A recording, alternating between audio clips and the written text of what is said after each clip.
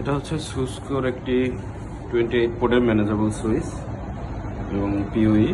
তো আমরা এই সুইচটা কনফিগার করব আজকে, যে কীভাবে একটা সুইচকে বেসিক কনফিগারেশন করতে হবে। এটা হচ্ছে সেই সিরিয়াল কেবল যেটা সুইচের সাথে দেওয়া থাকে, সিরিয়াল পোর্ট। যদি কারোর ডেস্কটপে সিরিয়াল পোর্ট থাকে সেক্ষেত্রে সরাসরি আপনি সিরিয়াল পোর্ট এটা লাগাতে পারেন। আর যেই পাশটা সুইচের এই যে কনসোল কেবল, এটা কনসোল কেবল এই কনসোল পোর্টে লাগবে। এই যে পাওয়ার দেওয়া আছে, আর এই পাশটা হচ্ছে কম্পিউটার লাগবে। যেহেতু আমাদের ল্যাপটপে সিরিয়াল পোর্ট নাই, সেক্ষেত্রে আমাদের একটি কনভার্টার ইউজ করতে হবে। কনভার্টারটা হচ্ছে এই যে এটা, অর্থাৎ এটা আমার কম্পিউটারের ইউএসবি সাইডে দিতে হবে ইউএসবি। আর এটা হচ্ছে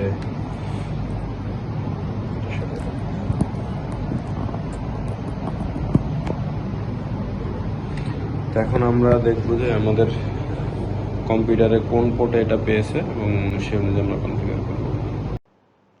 ইউএসবি লাগানোর পরে আপনাদের একটা কাজ করতে হবে, সেটা হচ্ছে যে ইউএসবিটি যে সিরিয়াল 9 পিনের যে আমরা কনভার্টারটা লাগিয়েছি সেটার যে ড্রাইভার সেটা ইনস্টল করতে হবে। তো আমার যে কেবলটা ছিল সেটার সাথে ড্রাইভার সিডি ছিল, তো আমি সেটা দিয়ে ডাউনলোড করে নিছি। তো আপনারা চাইলে হচ্ছে আপনার যে কেবলটা আছে সেই কেবলের ড্রাইভার ডাউনলোড করে ইন্টারনেট থেকে ইনস্টল করে নিতে পারেন। তো আমি দেখি যে আমার কেবলটা পেয়েছি কিনা কম্পিউটারে। তো এখানে ডিভাইস ম্যানেজারে যাব, সেখান থেকে পোর্ট, তো আমার হচ্ছে কম পোর্ট 3 নম্বর পোর্টে আমার পেয়েছে। তো আমি পুটি ওপেন করি, সিরিয়াল সিলেক্ট করলাম। এখান থেকে আমি 3 নম্বর পোর্ট দিলাম, যেহেতু এই যে 3 নম্বর পোর্ট। তো ওপেন দিলাম, দিয়ে এন্টার।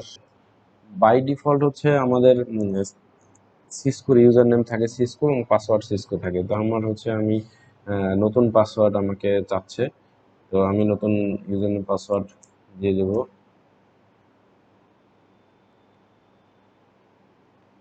ওকে, আমার নতুন ইউজার নেম পাসওয়ার্ড কমপ্লিট হয়ে গেছে। তো প্রথমেই আমার যে কাজটা করতে হবে সেটা হচ্ছে একটা হোস্ট নেম, অর্থাৎ এই যে আমার সিসকো সুইচের নাম, এটা আমার পরিবর্তন করতে হবে।